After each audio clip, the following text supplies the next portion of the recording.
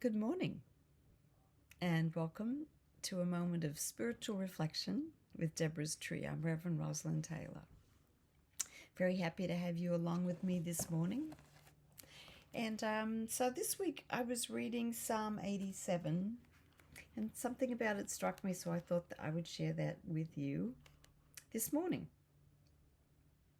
Here it is. I'll read it from the Inclusive Bible, which is a modern and inclusive translation by some Jesuit priests for equality. Anyway, here it is, Psalm 87. Our God loves this city founded on the holy mountain. God loves the gates of Zion more than all the dwellings of Israel. And glorious predictions are made about you, the city of God. I will add monstrous Egypt and Babylon to the nations that acknowledge me. Philistia, Tyre, Ethiopia, each of them was born there. Indeed, it will be said that everyone was born in Zion, and the Most High will be the one who brings it all to pass. Our God will write in the register of the peoples, this one too was born there. People in Zion will dance as they sing, everything I am has its source in you. What struck me was that beautiful and sort of mystical last line. Everything I am has its source in you.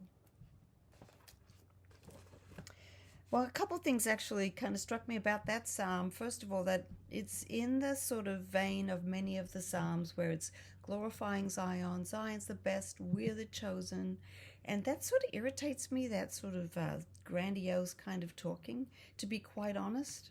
I understand from a Swedenborgian perspective that it's important to have those parts of the word there that sort of lift up the battle and the struggles and the comfort that we get from thanking the divine that we have gotten through to whatever the struggle might be. So it was surprising to be reading along, we're Zion. What was that term about Egypt? Monstrous Egypt and Babylon are all going to acknowledge the Zion.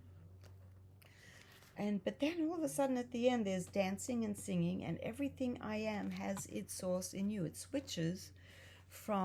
suddenly switches from sort of picturing the transcendent God, the God out there who does war, who does battle, who does we're the best, success, and to the immanent one. Everything I am inside, all of me is sourced in you.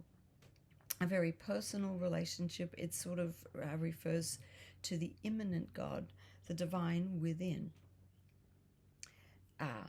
And so I've got to say, just reading around about it, a lot of scholars are really puzzled by that last line. It doesn't seem to make sense apparently in the Hebrew. I don't read Hebrew, so I can't really tell you that from personal experience, but it's very puzzling, and it's translated in a lot of different ways in the English translations, like you're the spring from which I come, my fountain is you, and then this one, everything that I am has its source in you. And the other thing about that struck me was that bit, I am. Everything I am.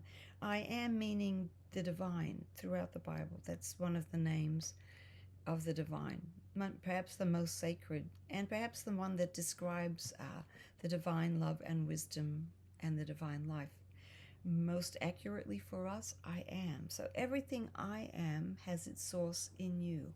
Everything within me that is you. Everything in you that is in me that is from you, which is everything, but it has its source in you. That line just, in a surprising way to me, acknowledges the divinity within, of course, being clear that we are human, the divine is divine, two completely different things. We do not have actual divinity within us, but we have received divine life, we receive divine impulses, divine love, divine truth, whatever pops up in our minds to lead us in a good direction, in loving relationships is the divine within us. And so every time that those immanent experiences of the divine happen, surprising as it may be, as we live our life feeling that God is outside and transcendent, greater than us. But as we live our moments and experience those humbling times of feeling the immanent God, then we too can say, everything I am has its source in you. That's my reflection for today, and I hope that your day is blessed. Bye now.